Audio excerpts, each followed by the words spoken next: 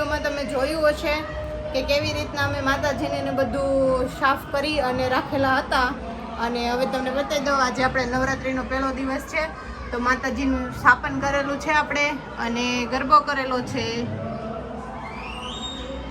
આ માતાજીનું સ્થાપન છે અને આ છે આપણો નવરાત્રિનો ગરબો અને આ છે આપણું ભગવાનનું મંદિર. એમાં પણ આપણે લાઇટિંગ ને એવું બધું રાખેલું છે. તો કોમેન્ટ કરી દેજો કોણે કોણે ઘરે નવરાત્રિમાં સ્થાપન કરેલું છે. મિત્રો મેં થોડાક વિશાલને બેક શબ્દ કીધા ને તો એનું મોઢું જોઈ લ્યો તમે. હજી તૈયાર નથી તે 10 વાગ્યા. રાસ લેવા જાવ કે નો લેવા? એટલે મારે લેવાના છે. તારે નો લેવાનો હોય, અમારે નો લેવા હોય કે નો લેવા હોય? એટલે એમ નહીં, મારે રાસ નથી લેવાના મિત્રો, તો એને રાસ લેવાય કે નો લેવાય મને ખાસ કરીને કોમેન્ટ કરીને જણાવજો. મારે રાસ લેવાના નથી નવરાત્રિમાં. મારે આ વર્ષે ઓપરેશન છે તો મનાય છે, તો મને મૂકીને એનાથી રાસ લેવાય નહીં જવા દઉં રાસ લેવા. મારો હું વાક? તો મારો હું વાક? હું ઓપરેશન કરાવ્યું એટલે મેં ઓપરેશન કરાવ્યું તો હું તમારી અર્ધાંગીની નથી કહેવાતી? મેં પાડી હતી. પાડી કોને? દવાખાને તમે નહોતા લઈ ગયા, ધ્યાન તમે નહોતું આપ્યું.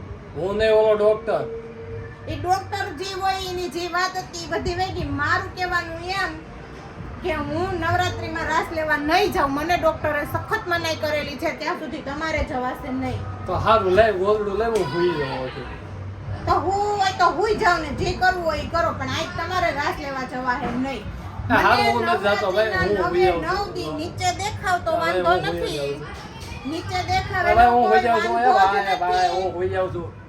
પણ મને જો નવરાત્રિના ગરબા લેતા દેખાણા એટલે ન્યા ને ન્યા દાંડિયાથી ટાંટિયા ભાંગી જાય બે.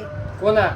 તમારા કે નહીં લેવાય કીધું ને કે હું તમારી અર્ધની છું, મતલબ હું રાસ નહીં લઉં તો તમારે રાસ નહીં લેવાય. આમ કઈ એમ લટકાવીને રાખું છું 24 કલાક 70 કિલોનો વજન. હું ખીજાવ છું. હું ખીજાવ છો? સારું ખીજાવ. થાકી ગઈ. ખમો વેઇટ કરો મારો 2 મિનિટ પછી ખીજાવ. ઇમ્યુનિટી શક્તિ ઘટી ગઈ. હા, હાથે દુખવા માંડ્યો. તો ચાલો મિત્રો અમે રાસ લેવા જઈએ છીએ, તમે જાઓ. નવરી છે તમે રાસ લઈ આવો. હું નહીં લઉં.